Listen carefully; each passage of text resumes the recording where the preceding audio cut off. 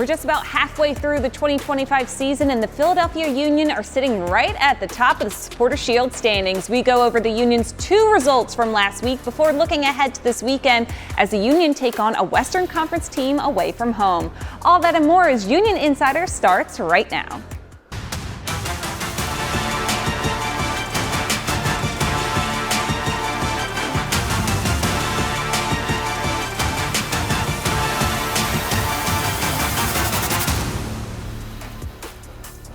Hey everyone, welcome back to another episode of Union Insider presented by Independence Blue Cross. I'm your host, Marisa and I'm alongside only one club legend this week, Sebastian Letou. Shanan Williams is somewhere between Toronto and Dallas. We're not sure. He'll be back. But we have a lot to go over in the show. Not just one Union match, but 2, with Wednesday's match against Toronto FC happening. But we want to go back to Saturday in the Union's game against Inter Miami, which was a huge one for the Philadelphia Union. They welcomed Lionel Messi and Inter Miami to town. The team led 3-1 midway through the second half, but relinquished 2 goals late and ended up with a 3-3 draw. After the game, here's what head coach Bradley Carnell had to say. They're a great start to the game. Quinny scores a worldie of a goal. And we dominate in many ways, and then also allow an opponent who's on paper, has the world-class quality, and we allow them at certain points to get back in the game. So, it's a game where, if we take our chances, I think the scoreline's even bigger in our favor than the 3-1 would have indicated. And then, they get 2 chances late, take 2 of theirs. We get 2 chances late, we don't take 2 of ours. And unfortunately, the game ends 3-3 because, you never quite shut them down for 90 minutes. So, we look at games against Columbus and Miami and we think back and say, hey, this is a great draw. No, we've set standards for ourselves, and these feel disappointing. And I'm proud of the group that we get to this moment that we're disappointed at this result. So it's good experiences for us, and we need to learn how to close out games. And this is part of our process with the young group that we have. Thank you. A really honest statements there from Bradley Carnell about this is actually a result of how far they've come, that they're not satisfied with a 3-3 draw against Inter Miami anymore. How do you think this game played out? I think it was very entertaining. Being in a booth with Dave and calling this game was very, very entertaining because all the opportunities the Union were able to create against the Miami team, being up 3-1 and still, pushing forward. It was very good for the Union to not just sitting back, but try to create more opportunity. Unfortunately, they were not able, to get these 4 goals. And, let's say what Brian is saying is conference at the end, it's what they need to learn is closing out games, especially against good team like Miami, with the players they have, the Messi, the Suarez. They don't need a lot of chances to come back, and at the end, it was a 3-3. So it took a little feeling of disappointment, I'm sure, for everybody, coming to watch that game, and of course all the players. But it's something that they need to learn, they need to get better. But it's good it happened after just 15 games a season, because when it will matter at the end of the year in the playoff, they can learn from it, and hopefully they will be able to win those games. It's a tough lesson, but a good one to learn in May, not so much maybe in November or October. But you talked about how Miami found their chances. The Union still had a lot of chances in this game too. What was it that they couldn't convert on them? I mean, a lot of things happened, maybe some unluck, at the end. Especially at the end, I remember like the Lukic shot who hit the crossbar, who could have been the 4-1. We just need to be a little bit more, clinical in front of the goals. We really had, I think, a lot of movement. We have a lot of help, from our fullbacks, really giving some good crosses. We have people into the box. It was some good movement, and we all knew that the Miami defense was kind of the weakness, and they were like struggling, giving up a lot of goals. And we took advantage of it, right away, at the beginning of the game. But then, when you are not able, and you see you missing those opportunities, Miami, came back. We, let's say, fall asleep on a 3-2, a good cross. We kind of felt it a little bit for 5 minutes. The Miami team, got the possession. We switched a little bit into the formation as well with Brian Carnell defensively. And at the end, very, great free kick from Lionel Messi. And, the goal at the end by Segovia was very unfortunate. It's a little defensive play here and there. But at the end, like you say, if we were thinking the Union will be now in the first place in the standing, playing Miami in a very entertaining way, getting a 3-3, nobody will have really believed. So the team is still working hard to learn, to get better, and you can see they are close to be like scoring a lot of goals against a team who maybe last year we are not able to beat. So it's good to see, and I'm looking forward to see what's it's up for the rest of the season. Well, the Miami game wasn't the only result for the Union this week. They also had a date with Toronto FC in Canada on Wednesday, ending in a wild 2-1 come-from-behind victory. Here's what head coach Bradley Carnell had to say after this one. Yeah, it was one of those nights, where 0-0 for much of the game and nothing really going our way. But I thought we were excellent defensively. And, we give up one moment and get caught with a long ball. You could see the game plan of Robin the whole night was just trying to get in behind. And I thought we were excellent first ball, second ball, coming back in the game. I think everyone, dug real deep. But we go a goal down against the run of play and against the run of control.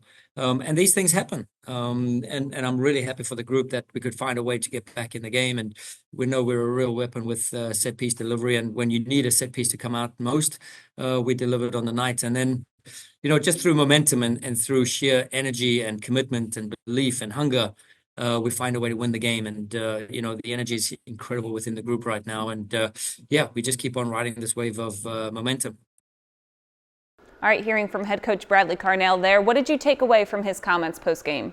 I mean, definitely a great reaction from the team because if you look at the both game, LA and a quick turnaround to Toronto, different weather, cold, rainy, a team of Toronto really not, very good this year. We kind of put ourselves, I will say, like at their level for most of the game, until when they score and you kind of wake up a little bit, the team to push more offensively. And we were, I think, very fortunate to score those two quick goals in 6 minutes. One of the great set pieces from Kai Wagner, and at the end, Kai Wagner again with a great shot to get his first goal this season. But it's like the way we have been playing in those games. It was very different. We need to sometimes, play in our level, not put ourselves to the level of the opponent, and then react when maybe they score against you. So I would say two crazy ending. One, we were not happy about it and we feel like we lost 2 points. Another one where, you get the 3 points where maybe not everything went well in that game. Defensively, they did well, but I think the way they were kind of playing with the ball and sharing the ball and their passing were not really connecting, to the forward and the midfield. I think we lost a little bit too many balls in that game. But at the end, we are able to get the 3 points, and it shows, the character of this team. And when the thing doesn't go well, they can come back, and it's what they did against Toronto. Yeah, I think it's, to your point, it's very interesting that they've learned how to get results in a multitude of ways. On Saturday night, dropping some points, but on Wednesday night, stealing some up in Toronto. Yeah, and it's what, Coach Bradley says. It just shows the character of this team, and they are really, all in together. It takes a lot of effort, especially right now in this month of May when they are playing every 3 days. It's not easy what they are doing. And when you play a team like Toronto, and they've been doing it in Montreal, whose team was struggling, doesn't have, lots of good results, who wants, to come home, playing a lot of long ball behind the defense. You need to, grind those type of game and make sure you get the 3 points, and that's what they did. So congrats to the guys, to really have a good reaction and be able to score 2 goals in that little period of time, because if we look at maybe last season, a game like that will have really put a weight down on the team, giving up a goal when maybe Toronto was not really creating anything, and at the end losing it. This year, you see like the mental and the great reaction from the team, and now they got 3 points, and we are on to Dallas now. Yeah, it's not even just having the skill sets, having the belief in themselves as well. Well, there's been a lot to cover in this week, but we're going to break down just one of the goals the Union scored in this week's Key Play of the Week presented by Subaru. So in this key play, Seba's going to head over to the monitor over here and go over the opening goal of the match between the Union and Inter Miami on Saturday. There we go. So here is the key play of the week. The goal by Quinn Sullivan early in the game, curving this ball perfectly into the far post. You see really the Miami team kind of like falling asleep, kind of not really marking anybody, and you can see that those plays been like working at practice. But what I'm marking is right here, what I'm kind of noticing, it's when Quinn Sullivan receives the ball, he already knows that he's going to go for the goal, and he really curving at the perfection into the back post.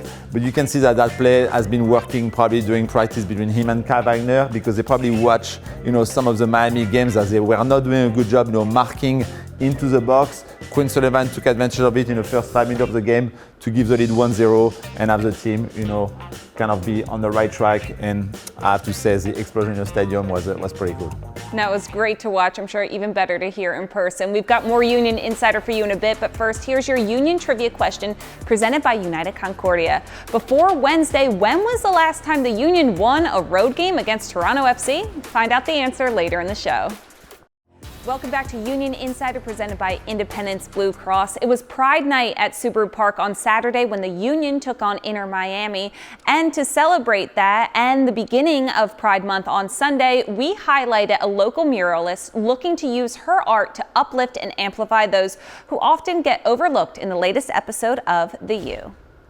My name is Simone Salib. I am a muralist, a street artist, and a trauma-informed educator. I've been living in Philly for 10 years. I love it. I really consider it a place that is home for me.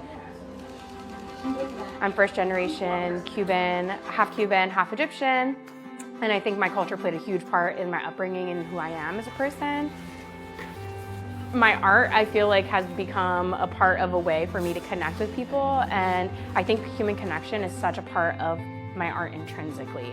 I'm a person already who's chatty. I love to talk. I'm a curious person. I love to hear about someone's story, and I think it's really beautiful the ways that I can use art to kind of amplify those voices. And I like that it's concise. I like that it's bold. I like that it's colorful. I want it to feel like who I am.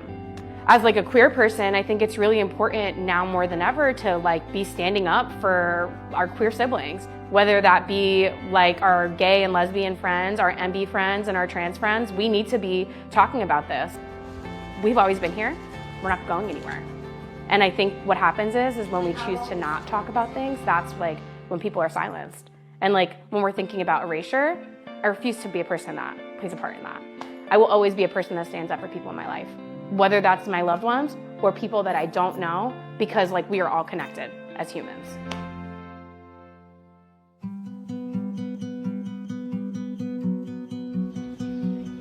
So the mural on Fontaine Street in Norris Square of Gloria Caceres is on the outside of Gallet, a queer organization in the city. It is history in Philly that Gloria Caceres is intrinsically a part of queer history, right? In this city that is our home, right? And it is super sad that she passed. And I think there was a mural before my mural that was in the neighborhood that has since disappeared, And I think as that was happening, the organization realized that, and we're like, she is not going to be also erased. I want to be able to let legacies live on. That's not just about myself, you know what I mean? I love public art so much because I think it just intrinsically becomes a part of your life. And when there's I think messaging included in that, I think it's really easy to be a conduit and a vehicle for what we believe in and what's important to us. I think such a beautiful part of this world is being able to collaborate with one another. I think that it pushes me to think outside of the box. It is really cool to be able to work with the union. That is not something that I would have imagined in my life. And to be able to do something, especially during Pride Month, I'm just wow, special, sweet, honored, It's so iconic to me. Yeah. Yeah. Oh, 100%. No, I think they repainted it. Oh, they did? Yeah. I'm really excited for the scarves to come out. I'm really excited to be able to paint with y'all on game day. And also, I look forward to other ways that we can stay in contact with each other too, because I think for me, when I work with someone, it's not just about a one-time transaction, but a continued relationship that's there. And I think that's with all the art that I create, whether that's community-based work or with organizations in the city. It's really surreal to design something digitally and then see it as a physically rendered textile piece. So for this scarf, I was really thinking about the ways that there's little snapshots of how I remember memories. The illustration on the scarf is a film strip. And I wanted it to have this moment that kind of felt like nostalgia, but also as a queer person in the city, what are we thinking about when we have these memories that exist for us? Whether it's sweet mundane moments of holding hands with someone that you love. It's cool to be able to take things that are a part of our lives and our legacies and include them in something that feels sweet and kind of whimsical and that you can wear. I feel Philly has made me so much of who I am. And I think to see this reflected back into the scarf is really, it's so awesome.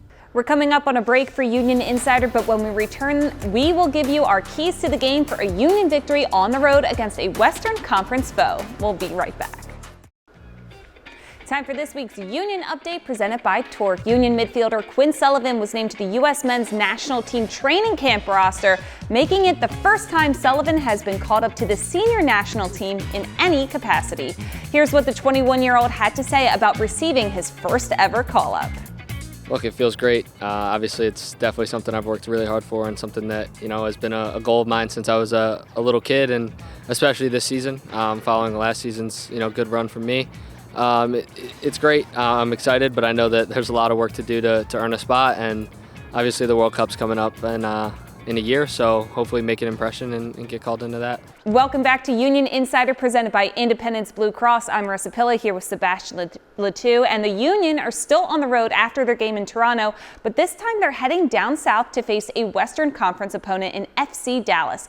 So it's time for us two now to give us our keys to the game, presented by Subaru. Seba, you're up first. What is your key? Please, ladies first. Oh, I'm first? Yes. Seba, you're too kind. Hear okay, my key to the game is to disrupt Dallas. Dallas doesn't have a great defense right now. They only have won one home game this season, and I think if the Union are able to continue to implement that high press offense that Bradley Carnell likes them playing with, they can really get some nice turnovers off that in dangerous areas, score a couple goals that way, and just disrupt Dallas's flow. Don't let them get a rhythm on the ball. All right, I like that, but for me, I think it is the same type of game we saw against Toronto. Like you said, a Dallas team who's been struggling at home. They got a good result in Cincinnati, doing 3-3 on Wednesday. They can score goals, but what I would like to see from the Union is to be able to take care of the ball, into the midfield when they are kind of preparing their attack. I think we give the ball a little bit too many times away, in a cheap way, trying to maybe get the assist a little bit too early. I would like to see, the boys being able to take care of the ball into the midfield and create, better opportunity, but without forcing it and giving good pass. It's something that Dallas is going to look for. Try to go counter-attack as well. They have, fast forward, and they have Lucho Acosta, who is always good on the ball. So it's something they need to be better to control the game, but make better pass and better choices than they did against Toronto. The Union are 0-7-2 all time playing at Dallas. How much does that play a role as a team as you're heading into a stadium where historically you haven't been playing well? It doesn't really matter. I don't think so, especially right now. They are really being very confident, getting a big win in Toronto. Let's see again, what type of starting 11 Bradley Carnell is going to come up, because we probably will see some maybe switches into the starting lineup. But it's, I think, a good time to play Dallas because the weather is not too hot. It's going to be, of course, warmer than it was in Toronto, but it's not 110 degrees. You have been playing, and I've been playing sometime there.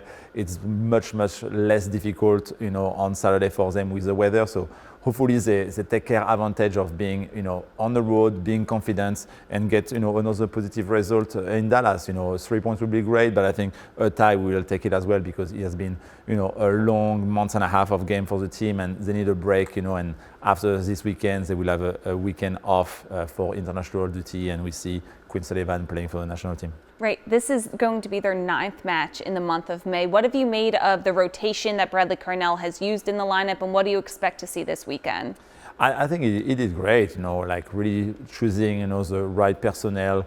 We saw, of course, a lot of switching on top, between Damiani, Baribo, and Ua. We saw a lot of switch as well, with the center midfield, with Bueno kind of coming into the mix. And, defense as well, we saw Ariel playing center back, Macania, Glesnes, who has been, more the person who stayed to help them. And it's been, I think, very healthy for the team. And the great part is they have been able to get results all the time. So we all know that whoever starts on Saturday will be able to do a great job and make the team with a positive result. And it's, like I say, it's how healthy a group can be. It's not just 11 players. It takes a full squad to get a winning season. And right now it's what's happening, and it's how Bradley Carnell has been dealing with this group and all the players, keeping them healthy, and at the end, getting a result together. Yeah, as we said early in their show, it's not just about being able to win those games in a lot of different ways, but also with a lot of different people helping out. It's time for our last break of the show, but when we return, we'll give you our final thoughts for the show as the Union get ready for their matchup against FC Dallas on Saturday.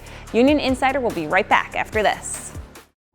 Here's the answer to this week's Union Trivia question presented by United Concordia. The Union last won a road game against Toronto FC on May 11th, 2019. The Union went up 1-0 in that one after a Toronto own goal, and the game winner for the Union was netted by Jamiro Montero in the 68th minute.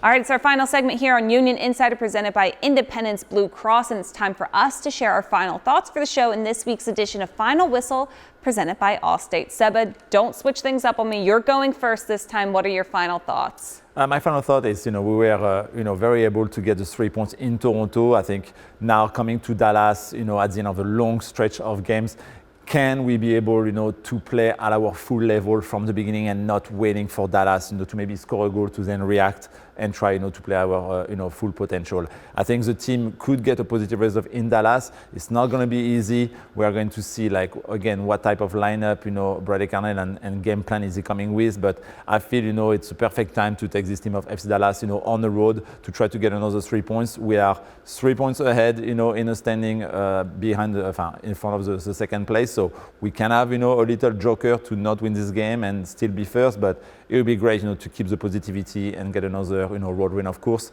But let's see, it's going to take, everybody, on the team to get that. So I'm looking forward for that game. But I need them to play, at their full potential and not putting themselves at the level of FC Dallas. That's going to do it for this one. The Union are on the road again this weekend as they head to the Longhorn State to take on FC Dallas. Shannon Williams will be alongside Dave Leno for the radio call on 97.5 The Fanatic.